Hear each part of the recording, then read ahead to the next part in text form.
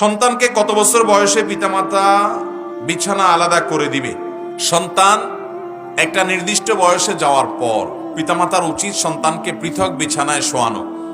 এমনকি তাদের নিজেদের মধ্যেও দুই ভাই দুই বোন বা ভাই বোন একসাথে তারা যথাসম্ভব থাকবে না। একান্ত গরিব মানুষ, নিতান্তই তা থাকার অনেকগুলো কক্ষ নাই, অন্তত বিছানাটা পৃথক হবে। আর বিছানাও সেরকম রাখার জায়গা নেই, তো অন্তত একটা খাটে মাঝখানে বড় কোনো বালিশ, বড় কোনো পার্টিশন থাকবে, একটা কম্বলের ভেতরে একটা কাঁথা, একটা লেপের নিচে অন্তত শোবে না। আল্লাহ জানেন বান্দার কোন পথে গেলে এর পরিণতিতে খারাপ কিছু হবে, এজন্য আগে থেকে আল্লাহ তাআলা সাবধান হতে বলেন। আপনার ছেলে মেয়েদের আপনি যদি একসাথে মাখামাখি করেন এবং একটা বয়সে পৌঁছানোর পরও তাদের প্রতি আপনি পৃথক বিছানা করার এই সিদ্ধান্ত, নবী সাল্লাল্লাহু আলাইহি সাল্লামের এই নির্দেশকে যদি আপনি না মানেন, তো এর কারণে বহু মূল্য আপনাকে দিতে হতে পারে, যেটা আপনি কল্পনা